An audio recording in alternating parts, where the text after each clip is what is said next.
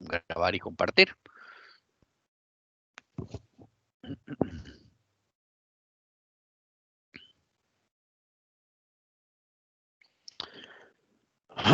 Ok, ¿qué implicaciones tiene en el diseño a la hora de la percepción visual? Bueno, en definitiva, nosotros debemos de acostumbrarnos a empezar a diseñar ajustes para diferentes tamaños y distancias de la visualización. Si lo visualizamos cuando hablamos de, por ejemplo, WhatsApp, nos damos cuenta que WhatsApp nos permite la posibilidad de cambiar el tipo de letra, de visualizar más grande, obviamente, nuestra interfaz o nuestra pantalla, ver colores diferentes. Hoy por hoy tenemos el modo dark en diferentes eh, aplicaciones o apps, etcétera, etcétera, ¿verdad? Lo que estábamos hablando, letras e imágenes que se puedan ver en el medio seleccionado, ¿verdad? El éxito realmente de las apps que son sumamente customizables o modificables, ¿verdad? Nosotros podemos customizar o modificar nuestra app normalmente a nuestro gusto, o por lo menos la gran mayoría de apps eso nos lo permiten, ¿verdad? Los movimientos de ojo, dice por acá, toman tiempo entre más separados los elementos, menos eficiente. ¿Eso qué significa? Pues que tenemos que manejar mucho los espacios vacíos, no debemos de dejar muy separados los diferentes objetos u elementos. Eso es sumamente importante también. ¿Por qué? Porque nuestro ojo de alguna manera pues le toma mucho tiempo, es medio perezoso, la vista es media perezosa en el sentido de que nos va a tomar mucho tiempo recorrer toda una pantalla y si tenemos espacios vacíos, eso le va a crear al usuario un entorno no muy amigable, ¿verdad? Eh, Normalmente los usuarios tampoco vemos la información sumamente detallada, a menos de que nosotros vayamos a enfocarnos, a menos de que nosotros de alguna manera vamos a requerir verla, ¿verdad? Pero en condiciones normales, en condiciones comunes, el usuario normalmente no se fija en esos detalles, ¿sí? Hay que usar el entendimiento de esa percepción, perdón, no de la percepción, hay que modificar esa diapositiva, para llamar la atención del usuario cuando sea necesario, ¿verdad? Hay cosas muy particulares, por ejemplo, utilizar un color, un botón, algo llamativo, un movimiento dentro de nuestra interfaz también es posible para poder hacer un llamado. ¿Ok? Vamos a hacer un pequeño ejercicio. Obviamente no vamos a levantar la mano en este tipo de ejercicio, ¿verdad? Más bien lo que me van a decir, bueno, podríamos levantar la mano, pero yo no les voy a ver ahí en el Teams. Entonces, más bien me van a decir yo para poder darme cuenta cuántos más o menos pudieron detectarla. Vamos a buscar la T roja en la siguiente diapositiva, ¿ok? Una T de color rojo. Número 1, 2 y 3. Ya. ¿Ya? Bueno, yo. Ya. Ya. Yo. Ya. Ok, Ya. perfecto. ¿Qué tan difícil es encontrar esa T roja ahí? Fácil. Fácil, ¿verdad? Sí, Sí. es muy fácil. ¿Por qué podemos determinar que es fácil o difícil? Porque sobresale del grupo, o sea, Porque que es diferente. ¿verdad? Estamos Es la llamando, única roja. correcto, estamos llamando la atención. Es la única roja, correcto. No hay pérdida, ¿verdad? La T roja, no hay pérdida. Es algo llamativo, estamos llamando la atención, estamos eh, diciendo a gritos, aquí estoy, ¿verdad? Ahora vamos a buscar una T en formato diagonal o en forma diagonal, ¿ok? Al igual que en el ejercicio anterior, lo vamos a hacer es decir, aquí estoy, o ya, o como ustedes quieran. La encontré. 2 y 3.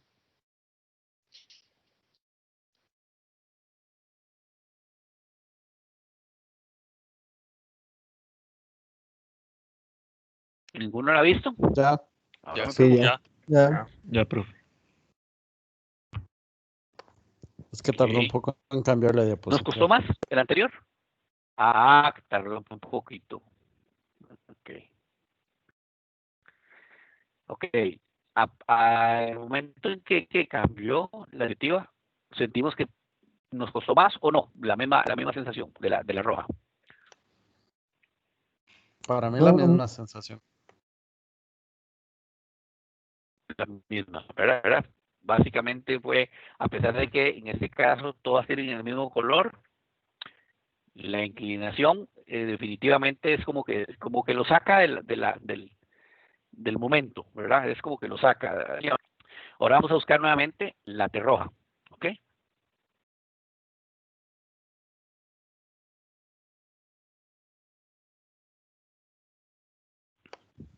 Ya. Ya. Ya. Ya. Ya. Ok. Desde el momento en que ustedes pudieron visualizar la diapositiva, al momento en que la encontraron, fue más difícil Sí, un poco más. que las anteriores, un poquito. Sí. Ajá, a pesar de que se encuentra agrupado, ¿a qué podemos, eh, por qué podemos indicar o podemos pensar de que es un poquito más difícil? Porque hay otras letras en rojo. Hay otras Entonces, letras en rojo. Hay mayor variedad, ¿verdad? La figura es más elaborada, podríamos pensar en cuando hablamos de figura, hablamos de las diferentes letras. Entonces, ¿esto qué quiere decir? Lo que vimos anteriormente, ¿verdad? Tenemos que hacerle la forma, tenemos que hacerle el mundo sencillo a nuestros usuarios. No podemos complicarle la vida. El cerebro, de alguna manera, normalmente empezamos a ver desde la izquierda superior hacia abajo. Entonces, vean qué interesante, sin que nosotros queramos, muchas veces, sin percibirlo o sin pensarlo, de una vez empezamos a buscar superior izquierdo y ahí para abajo. Y claro, la T está un poquito más abajo, nos demora mucho más tiempo llegar hasta allí y evidentemente decodificar o desclasificar esa T en particular porque hay otras letras, en este caso las Q, con la misma tonalidad. Vamos a ver este próximo ejercicio. ¿Cuántos 9 existen allí?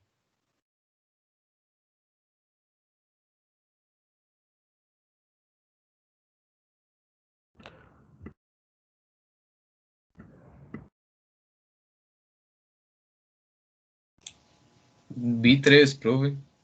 Ok. Yo también, 3. Sí, yo también 3. Ok. ¿Difícil encontrar esos 3 nueves? Yo. Sí, Más o claro. menos. Más o menos, ¿verdad?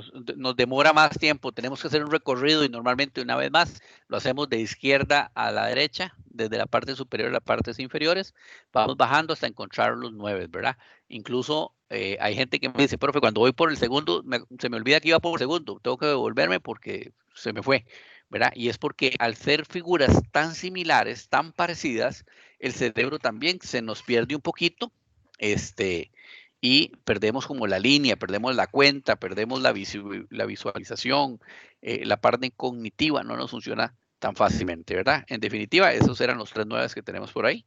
En este momento los tenemos en rojo con un circulito, entonces para que lo tengamos ahí en cuenta, ¿verdad? Un objeto que puede ser discriminado por una única característica es fácil, ¿verdad? Normalmente cuando hacemos una búsqueda visual. O sea, cuando tenemos un color, una orientación, un tamaño, una curvatura, algo que lo realce, ¿verdad? Búsquedas que requieren más características para poder diferenciar los objetos son un poquito más difícil. ¿Por qué? Porque debemos de examinar cada uno de los ítems, como en el caso de los 9 que están metidos dentro de los 6. Entre más complejo es el objeto, más difícil de examinar. A veces el cerebro se nos pierde, se nos confunde muy fácil, ¿verdad? ¿Qué podemos pensar o opinar acerca de este escritorio que es normal, es común a veces en muchos de nosotros? Esto que estamos viendo ahorita.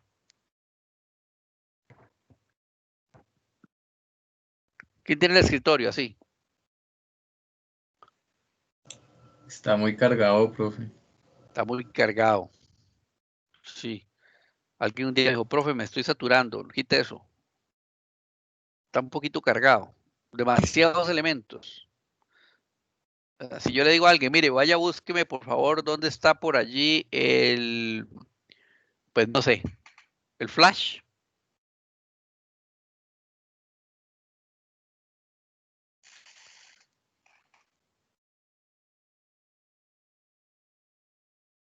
Alguien por ahí, bueno, sí, puso Jennifer, ¿verdad? Me genera ansiedad en el escritorio. Sí, hay gente que no puede ver desorden porque se genera ansiedad. Es un poquito difícil, ¿verdad? ¿Será más fácil ver ese escritorio de esa manera? Esa que acabamos de ponerlo.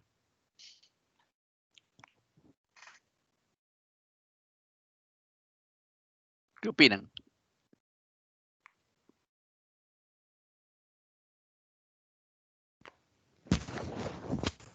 Pareciera tener un mejor orden, pero sigue estando cargado. Sigue estando cargado, hay un poquito de orden, ¿verdad? Pero ese poquito de orden de alguna manera da un poquitito, si se quiere ver, menos ansiedad o más paz, ¿verdad? Sigue estando cargado, pero vean qué interesante, también está lo que acaban de decir, ordenado, ¿verdad? Ahora ya estamos ordenando las aplicaciones o los iconos, en este caso, ¿verdad? Por alguna tendencia en particular.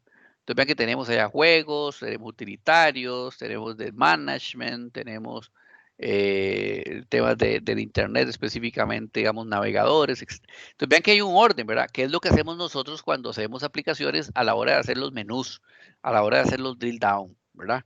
Ordenamos un poquito, agrupamos nuestra información, entonces ya estamos trayendo en esta interfaz en particular de un Windows, estamos trayendo un poquito de orden, agrupamos.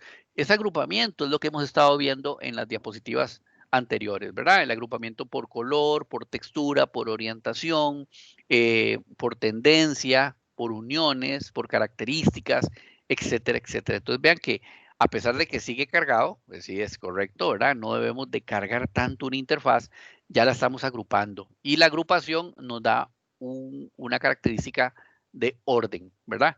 ¿Concuerdo? Sigue cargado, claro, ahí la interfaz deberíamos de alivianarla. Hay muchas maneras de cómo ir limpiando o alivianando esa carga visual que en este momento tenemos, porque al igual que en los casos anteriores, en este momento, por ejemplo, para encontrar el icono de alguna herramienta de Adobe, por ejemplo, en particular creo que la que está ahí es el Adobe Reader o las aplicaciones de Adobe, pues hay que ir a buscar en diferentes, ¿verdad? Y entonces normalmente, repito, la técnica es que nuestra visión se ubica en la parte superior izquierda en condiciones normales. Entonces lo primero que uno va a ir a ver es los games, ¿verdad? Y por consecuencia tiene que ir navegando a través de la diferente pantalla. Entre más grande esa interfaz, entre más amplia sea el tamaño, evidentemente le va a demorar mucho más al cerebro poder navegar a través de y poder ubicar un punto en particular. ¿Ok? Pero ya aquí tenemos un principio de básicamente de agrupamiento. Ok. Vamos a hacer básicamente un pequeño ejercicio que, repito, estos ejercicios pues se dan muy bien cuando estamos frente a frente porque uno les dice, mire, para allá o para acá, ¿verdad? Pero en este caso en particular no podemos hacerlo de la siguiente manera. Entonces, vamos a hacer una modificación. Vamos a ver la lista que tenemos en este momento de compañeros y vamos a decir que el grupo 1 empieza donde tenemos a don Albert Alfaro, ¿ok? Y el grupo 1 va a terminar básicamente donde se encuentra don Gerson. Entonces, vamos a decir los nombres del grupo 1. Don Albert Alfaro, Alejandro Díaz, Oscar Arguedas, Jeffrey, si no me equivoco, es por aquí, Avendaño. Ajá, Jeffrey Avendaño, don José Ballestero, Carolina Barbosa, Fraser Bogantes, de Gracia Camilo, Gustavo Chavarría, Donald Delgadillo, don Esteban Díaz, Eric Guillén, ¿y quién se me quedan todavía? No, y don Eric Guillén, hasta ahí vamos a llegar al grupo 1, ¿verdad? Ese es el grupo 1, el que acaba de llamar. Y el resto, evidentemente, va a ser el grupo 2, ¿ok? Para ver qué ponemos por acá también. Ok, perfecto. Entonces ya tenemos claro quiénes son de grupo.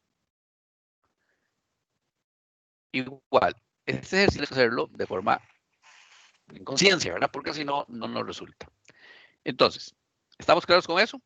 El grupo 1, o sea, los compañeros que acaba de decir sus nombres, por favor, cierren los ojos. Ahí agarró Kevin. Perdón, perdón. Ahora sí, entonces, el grupo 1, los compañeros que dijimos el nombre, por favor, cierren los ojos. Nada más cierren los ojos. Solo los del grupo 1, los nombres que mencionamos.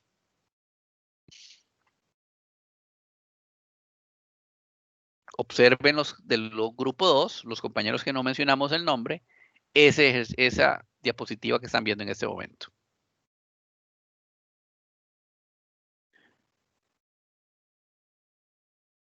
Deberían estar viendo una diapositiva, el grupo 2, que es blanco al lado derecho y gris o oscuro al lado izquierdo.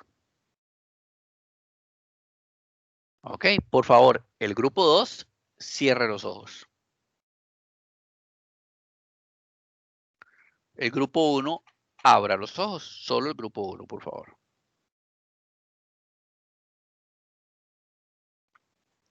Por favor, el grupo 1, con los ojos abiertos, vean la diapositiva que se encuentra en este momento proyectándose. Deberían de estar viendo una diapositiva del lado derecho blanco, del lado izquierdo gris oscuro.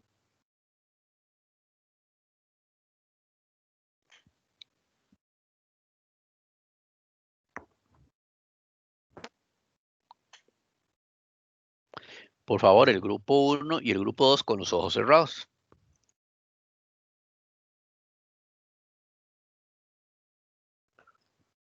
Ahora todos abran los ojos, por favor. Ok, todos con los ojos abiertos. Por favor, alguien del grupo 1 que me digan qué están viendo.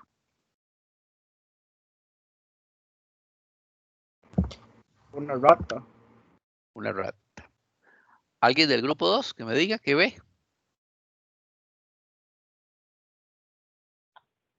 Una rata también. Del grupo 2, ¿algún otro que me diga qué está viendo? Yo con ¿Alguien un ve algo? con los ojos, no sé, con ojos, nariz, boca. Ok. ¿Alguno otro ve lo mismo que el compañero? Sí, yo vi como un rostro también. Ok. Sí, yo también. Yo al principio vi un rostro, pero después cuando dijo rata, ya la enfoqué. Ok. ¿Vimos eso? Sí, profe. Vean qué interesante lo que dice por acá. La influencia que tenemos cuando tenemos una experiencia. ¿Qué es una experiencia? De cosas vividas, cosas vistas, ¿verdad? Dice que la línea entre la percepción y la memoria es muy, muy delgada. Cómo percibimos nosotros y cómo lo hemos memorizado es sumamente delgada esa línea, ¿verdad? Los del primer grupo lo que vieron fue el cuadrito que está en blanco del lado superior izquierdo. Y los del segundo grupo lo que vieron fue el lado derecho superior. Cuando nosotros visualizamos la parte inferior, ¿verdad? Dependiendo de qué tanto visualizamos las anteriores, a pesar de que al final la tercera opción es el conjunto, ¿verdad? O básicamente lo mismo, es interesante porque los primeros pudieron ver la rata de una vez, a pesar de que estaban viendo otra cosa, ¿verdad? Entonces, ¿eso qué quiere decir? Que nosotros aprendemos, que memorizamos de alguna manera y podemos desempeñar o podemos deducir algunas cosas. Esto nos va a ayudar más adelante también a la hora de hacer nuestras interfaces. Cuando nosotros diseñamos interfaces, recordemos, tenemos que hacerlas fáciles, tenemos que hacerlas atractivas, tenemos que hacerlas eficientes y eficaces, ¿verdad? Cuando hablamos de dónde ubicar objetos, cómo clasificar, cómo agrupar y cómo exponer nuestras ideas en un diseño gráfico, esto nos va a ayudar mucho.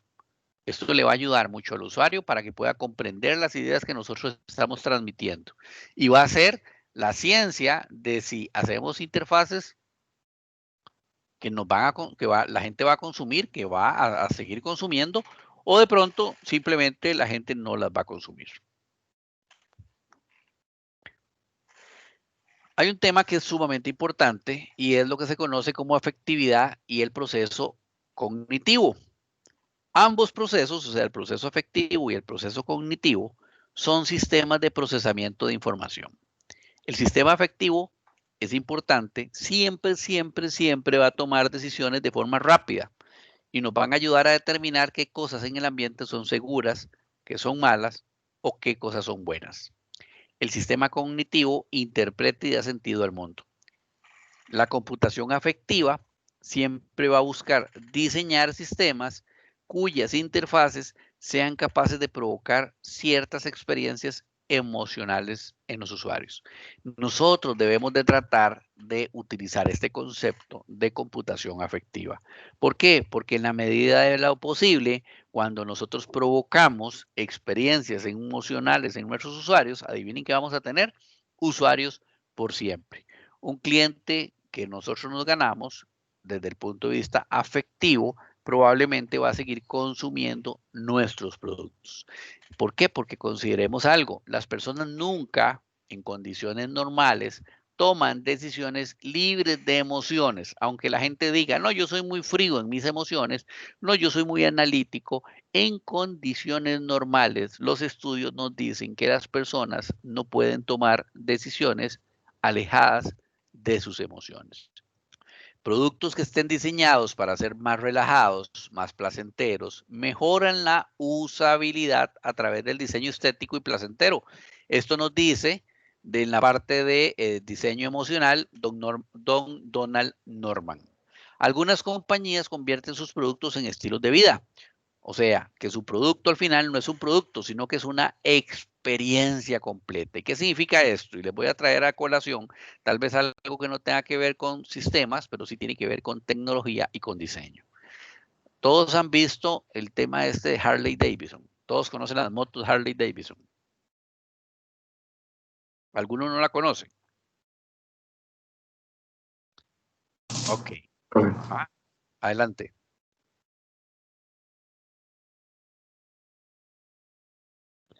Ok. ¿Alguien conoce el lema de Harley Davidson?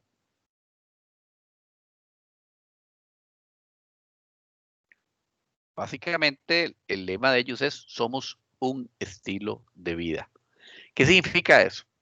Significa que todo lo que gira en torno de me vende una idea o un estilo de vida. ¿Alguien ha visto pasar un grupo de motos de estas en algún momento en la carretera? Sí. ¿Qué idea les merece o qué piensan en ese momento ustedes de esas motos por ahí? De ahí que van a ir a pegarse un buen tour. ¿Van a ir a pegarse un buen tour? Ajá, ¿algún otro? Quiero una. Quiero una. Ajá. Uy, sí, la Sporter, buenísima. Las Porters. Ok, ¿qué otra idea? Un tercero. ¿Qué refleja? O sea, ¿cuál es la sensación cuando ven pasar ese grupo de motos que ustedes sienten? Un tercero que me quiera decir algo. Que son una ¿Ninguno? comunidad. Son una comunidad. ¿Alguno habrá pensado en algún momento libertad, De hecho, iba a decir rebeldía, pero sí, libertad. rebeldía? Bueno, también rebeldía, sí es común. Bueno, les voy a contar algo. Yo durante muchísimos años pertenecía a un grupo de bikers de este país, bastante grande y bastante numeroso. Ahora prácticamente manejo solo casi siempre. De hecho, yo tengo una Harley también. Y sí, eso es lo que normalmente se refleja, eso es lo que normalmente la gente piensa y eso es lo que la gente normalmente le dice a uno, ¿verdad? Y es interesante porque siempre que ven una moto de alto cilindraje de esta categoría, que no son motos pandilleras, son motos customizables, ¿verdad? No se llaman pandilleras, solo en Costa Rica se les dice pandilleras. Las motos son custom, son customizables. Así es como se conocen en el mundo entero. Normalmente la gente ve una moto de la marca que sea y la gente piensa es una Harley. Porque la marca, ojo con esto, la marca como tal ha vendido una idea, ¿verdad? Ha vendido un producto y ha vendido una experiencia completa. Entonces, normalmente la gente cuando ve una Harley, llámese una moto de alto cilindraje customizable, piensa en libertad, piensa en viajes, piensa en carretera muchos kilómetros, etcétera, etcétera, etcétera. Y no solamente se dedican a vender motocicletas, ¿verdad? Se dedican a vender motocicletas, accesorios, ropa y un estilo de vida. Así de sencillo. Entonces es normal ver, por ejemplo, convenciones en Costa Rica, hay muy pocas, realmente estamos todavía en pañales en ese tema, pero por ejemplo fuera del país, en Estados Unidos especialmente y en Europa, tienen grandes convenciones en donde eso es lo que se vende, la libertad. Ahora, no solamente estamos hablando de motores, en este caso de vehículos, ¿verdad? Entonces, vamos al otro lado, ahora sí, tecnología. ¿Qué me vende Apple, por ejemplo? ¿Qué me vende a mí como tal Apple en sus productos? Estatus. Estatus, ¿verdad?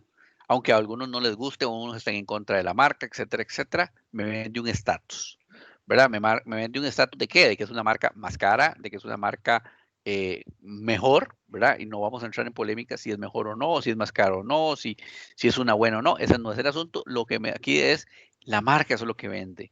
Curiosamente, la mayoría de sus accesorios son blancos, ve qué interesante, ¿verdad? Y es un blanco muy particular, no es un blanco común, es un blanco diferente, ¿verdad? Su estilo en general es diferente, es estatus. ¿Qué me vende, por ejemplo, de alguna manera, Linux? Y algo más flexible, algo más. Y que o sea, tiene más usos, no sé cómo expresarlo. Algo más abierto, posiblemente. Algo más abierto. Y vean qué Mayor control. interesante, ajá, mayor control, ajá, independientemente, seguridad, por ahí me ponen, independientemente, y aquí no vamos a entrar, este no es el curso para eso, pero no vamos a entrar en polémicas de si es cierto o no, pero eso es lo que me vende. Y entonces nos damos cuenta que los que son, no sé, consumidores de Linux, ¿verdad? Los vemos que siempre están con la calcamonita del pingüinito y por allá, etcétera, etcétera, ¿verdad? Es como la idea, ¿verdad? Al final, entonces, vean qué interesante. Es una experiencia completa. Lo que estoy vendiendo es una experiencia de vida, una emoción, ¿verdad?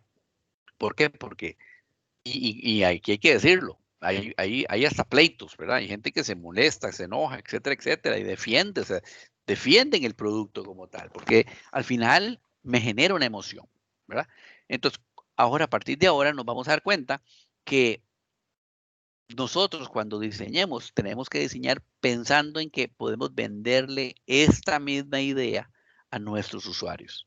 Imagínense en cada uno de nosotros desarrollando una aplicación que pueda llegar a la madurez suficiente para poderle vender a nuestros usuarios un estilo de vida y que nuestros usuarios sean por siempre, por la vida, fieles a nosotros, ¿verdad?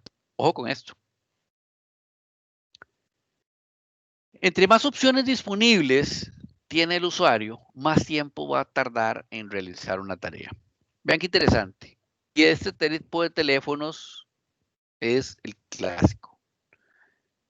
¿Qué hacíamos nosotros hasta hace muchísimo tiempo con un teléfono? Pues llamadas telefónicas, no hacíamos más. Así es sencillo. Yo todavía recuerdo, no saquen cuentas, ¿verdad? Cuando en mi casa, donde mis papás habían un teléfono como este, al lado izquierdo. Botoncitos y se acabó. Bueno, luego vino con el tiempo los famosos teléfonos inalámbricos y ya traíamos y los mismos botoncitos, pero teníamos la posibilidad de algunas otras cosas y en eso empezaron a salir las letritas que yo hasta años después me di cuenta para qué eran las famosas letritas, si es que tenían una secuencia, en el caso de los 800, etcétera, etcétera, ¿verdad? Y luego vinieron los teléfonos de las centrales telefónicas ya más complejos. Entonces, al final el teléfono de la central telefónica hace lo mismo, sí, claro, hace lo mismo, pero dependiendo, si no tengo el adiestramiento necesario, pues yo llego y no sé ni por dónde llegar con el teléfono de la central telefónica, ¿verdad?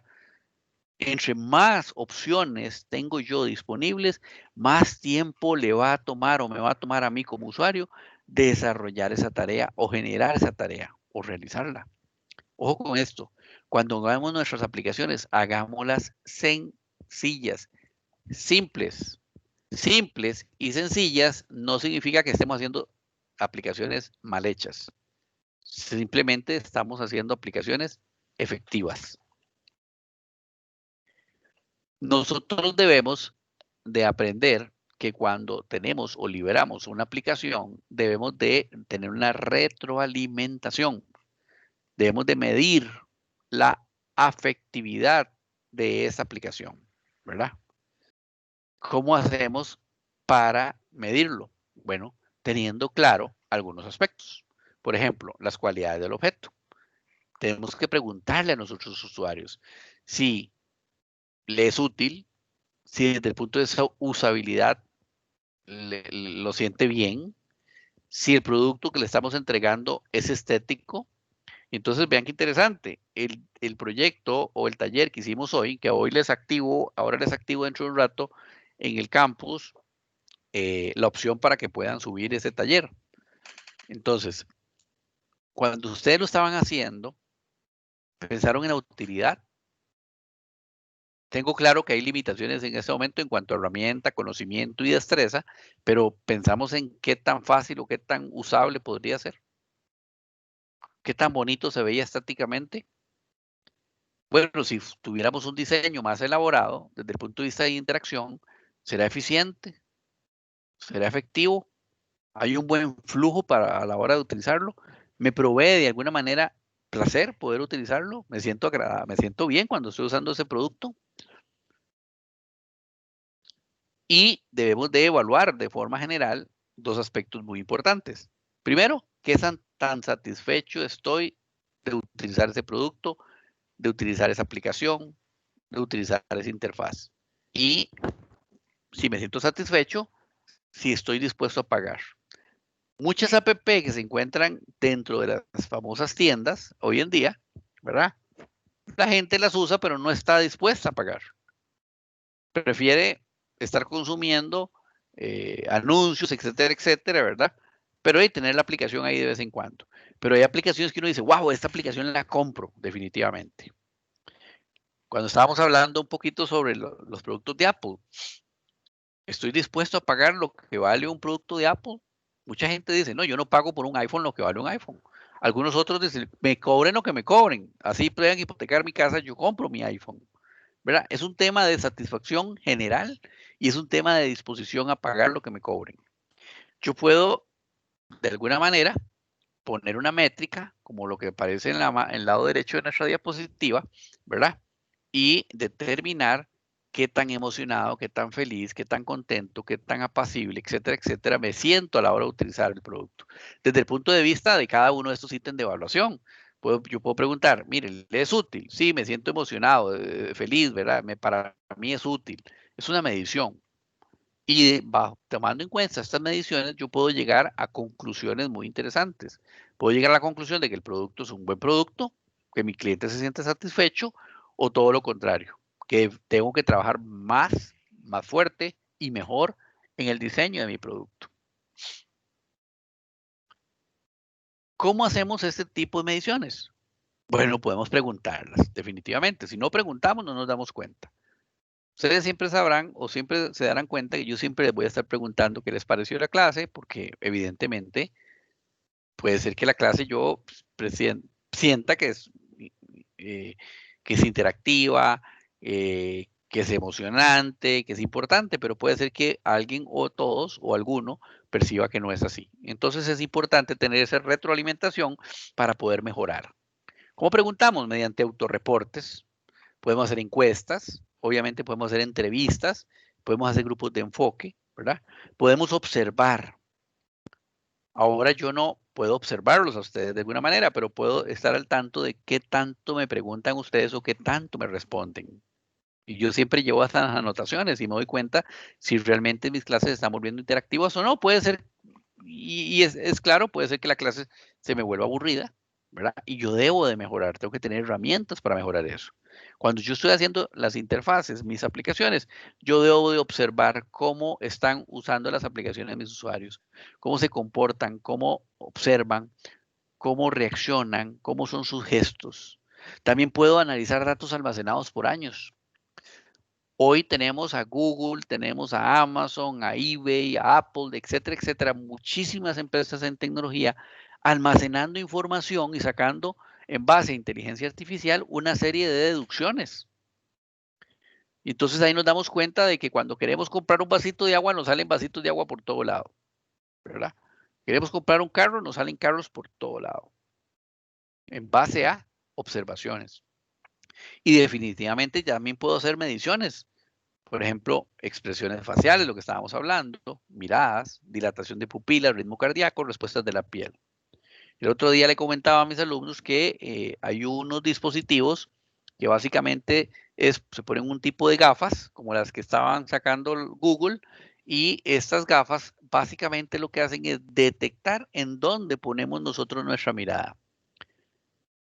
Y en Costa Rica hay una universidad estatal que ya tiene ese tipo de accesorios y lo estaban utilizando para hacer estudios de mercado. ¿Cómo hacemos estudios de mercado? Bueno, ¿cómo determinamos nosotros, por ejemplo, si entramos a un supermercado de alguna marca en particular, dónde pone el usuario primero el ojo? Todos hemos escuchado, por ejemplo, que cerca de las cajas, donde ya uno va a cancelar el monto pertinente a sus compras, están los elementos de, yo diría que menos menos urgentes a consumir, ¿verdad? Y entonces, ¿para qué ponen eso ahí? Bueno, para que de colada usted compre lo menos necesario, ¿verdad? Tal vez el chocolate, los confites, los chicles y cosas así, que tal vez es lo menos necesario, pero que definitivamente hay que venderlos también. Bueno, ¿por qué no poder determinar dónde está realmente la mirada de nuestro usuario? Y nos damos cuenta que llegamos a un supermercado en particular y lo que vemos es los productos tal vez de más marca, más renombre. Bueno, ¿dónde ubicamos esos productos? Nosotros podemos hacer mediante esa expresión facial, mediante esa mirada, mediante dónde están poniendo nuestros usuarios la vista, nos damos cuenta. Hay estudios sumamente importantes, por ejemplo, de detección del calor de la pantalla, o sea, significa dónde está poniendo la mirada en la pantalla de mi usuario. ¿Qué es lo más atractivo? ¿Qué es lo que más le llamó la atención? ¿Verdad? Siempre debemos de preguntar y debemos de utilizar las escalas de satisfacción. Hoy está muy de moda estas escalas de satisfacción, ¿verdad? A base de caritas, a base gráfica. Es más fácil desde el punto de vista gráfica pedirle una pregunta, perdón, una respuesta a alguien que nos cuente. Si yo les pregunto a ustedes, mire, ¿qué les parece la clase? Y alguien me dice por ahí, bueno, profe, sí, más o menos, interesante, etcétera, etcétera. Bueno, podríamos mejorar, etcétera, etcétera. Pero si yo les pongo 3 caritas, en donde una carita se la pongo feliz, otra triste y otra más o menos, ¿verdad? Es muy fácil y muy ubicable el poder especificar eso. Creo que en la POPs usan así. ¿Cómo? En la POPs, creo que En la usan. POP se utilizan así. Sí, es interesante, ¿verdad? Sí, de hecho, Entonces, tiene razón, es más fácil, nada más hay que apretar que ya sea claro, alguna pregunta o hasta menos incómodo, no sé. claro, es mucho, mucho, mucho más fácil, ¿verdad? También. Eso es interesante. Bueno, tenemos allí el tema de un momentito, por favor.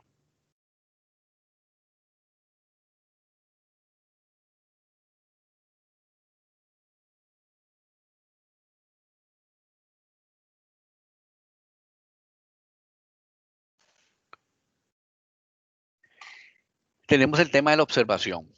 Esa figura a mí me encanta porque nos refleja lo que realmente muchas veces somos, ¿verdad?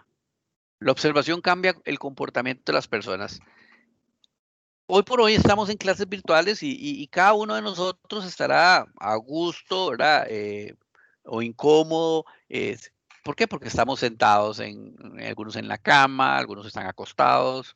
El otro día me pasaron un meme muy interesante donde alguien decía, aquí recibiendo clases remotas, ¿verdad? Haciendo maromas, etcétera, etcétera. Hoy yo no los estoy observando, ustedes no me están observando de alguna medida a mí. Entonces uno, de alguna manera, tiene un comportamiento. Pero cuando estamos frente a frente, cuando estamos siendo observados, todos nos comportamos diferentes. La presencia normalmente es percibida y el comportamiento cambia. A cabo de un tiempo, las personas empiezan a mostrarse tal como son. La confianza, como decía mi mamá, ¿verdad? La confianza rompe el saco. Bueno, la confianza nos da un espacio, un momento como para que todos empecemos el comportamiento nos empiece a cambiar. Entonces, lo que estamos viendo aquí, por ejemplo, los Simpson al lado derecho, bueno, están siendo observados. Están todos modositos ahí viendo, ¿verdad? Quiticos, todos juntos, sin molestar mucho, ¿verdad? Pero al lado izquierdo, definitivamente, no se sienten observados. Hacen loco, así definitivo. Y así son nuestros usuarios. Si nosotros empezamos a observar a nuestros usuarios y ellos se dan cuenta que los estamos observando, evidentemente se van a comportar de una forma más formal, por ponerle un nombre. Pero si no los observamos o los observamos de forma diferente, ¿verdad? Los usuarios van a trabajar con nuestras aplicaciones de una forma más relax, más relajados, y vamos a darnos cuenta realmente cómo funcionan las cosas. Cuando nosotros vamos a hacer el levantamiento de nuestros requerimientos, normalmente vamos a tener una barrera o vamos a chocar con una barrera. Y es que a veces nuestros usuarios no nos quieren decir toda la información. Muchas veces vamos a requerir saber cómo es que funciona el día a día dentro de las instituciones para poder darles una solución vía software, ¿verdad? Y no siempre los usuarios nos van a querer dar esa información o retroalimentar. Hay que tener muy claro, hay que aprender a leer, ¿verdad? Hay que medir las emociones, porque hay personas que son muy emotivas, hay personas que tienen eso, ¿verdad? Son muy, muy emotivas. Su cara, su expresión lo dice todo. Hay gente que no.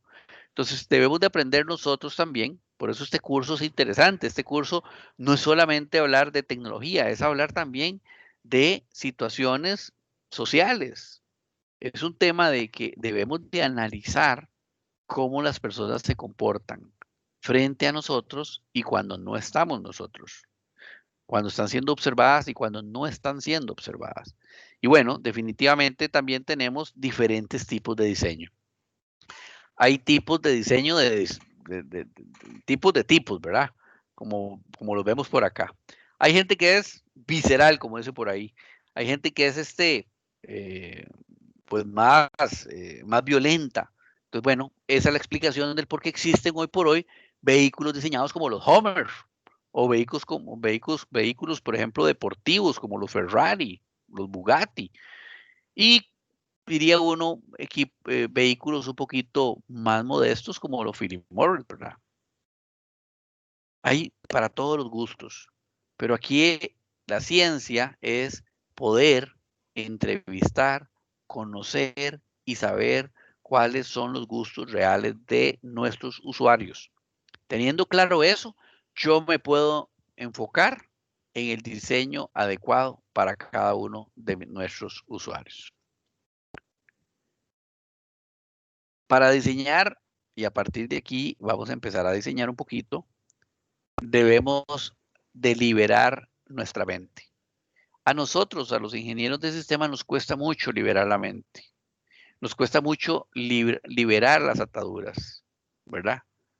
Porque de alguna manera, y ustedes están empezando la carrera, muchos de ustedes están empezando la carrera, pero de alguna manera, desde nuestros primeros cursos, desde nuestra introducción a la programación, desde nuestras primeras bases, nos empiezan a pensar un poquito más cuadrados, un poquito más lineales, ¿verdad? ¿Cómo hago yo un algoritmo? Paso a paso. ¿Cómo hago un diagrama de flujo? Paso a paso. Piense en blanco y negro. Y nuestros diseños no son blanco y negro. Nuestros diseños son más allá. Son más artísticos, ¿verdad? Son más artísticos que matemáticos de alguna manera.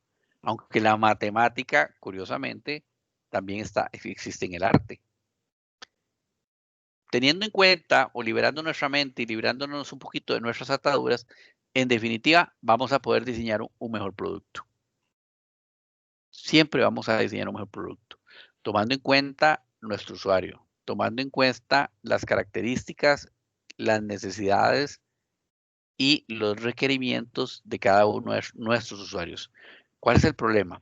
¿Realmente me enfoco yo en mi usuario? ¿Realmente me obligo a entender qué es lo que necesita el usuario? ¿Cómo piensa el usuario? ¿Qué requiere el usuario? Son preguntas que debemos de tener siempre en nuestra mente. ¿A quién estoy diseñando? ¿Quién es realmente mi usuario? ¿Cuáles son sus necesidades? ¿Ok? ¿Hay alguna pregunta hasta aquí?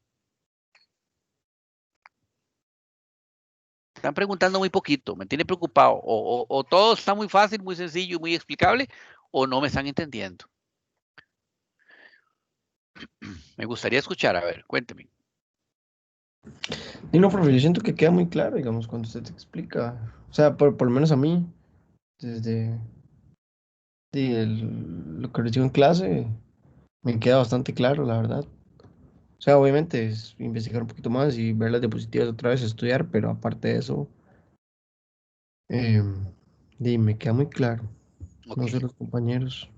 perfecto. ¿Alguna consulta o alguna pregunta que tengan algunos compañeros hasta lo que hemos visto hasta el momento? ¿Algún comentario? Las damas están muy calladas. No me digan que ya se fueron.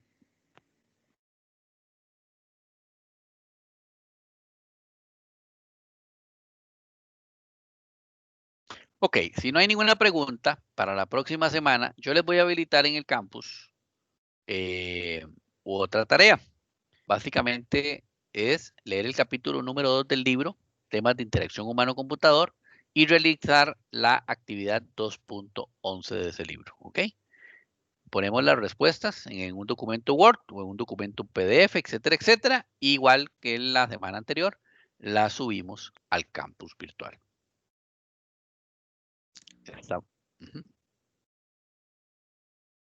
¿Estamos bien por ahí? Entendido. Sí, profe. Ok. Yo creo que estamos por aquí hoy. Nada más recordarles. Bueno, ya habían 2 compañeros que estaban sin grupo, pero creo que ya en el chat me pareció verlos ahí que ya se lograron organizar. Todavía hay alguno que esté. Adelante. Eso que usted nos puso a hacer digital, no había que subirlo, sí. Sí, correcto. Sí, correcto. Ya les voy a habilitar. Hay un problema, yo lo hice en Paint 3D, no sé si es problema. No, nada más Guárdelo como imagen, nada más. Correcto, guarda nada más eso como imagen y sube la imagen. Bueno. Profe, una consulta, ¿hay que agregar las mismas preguntas que la vez pasada? ¿Para quién está diseñado? Esta vez no. Okay. ¿Alguna descripción o solo lo que se hizo, digamos? Pueden ponerle una descripción si así lo desean. Ok, gracias. Yo, dentro de los próximos 10 minutos, ya les va a aparecer activas 3 cosas. Ajá, pero dígame. En ese caso, ¿ocuparía varias imágenes o solo una? Porque, digamos, desde los ángulos de donde se ve, con una es suficiente. Puede subir varias imágenes, no hay ningún problema. Okay. Entonces, dentro de unos 10 minutos o 5 minutos les va a aparecer 3 cosas adicionales en la semana hoy. Les va a aparecer la materia que vimos hoy. Les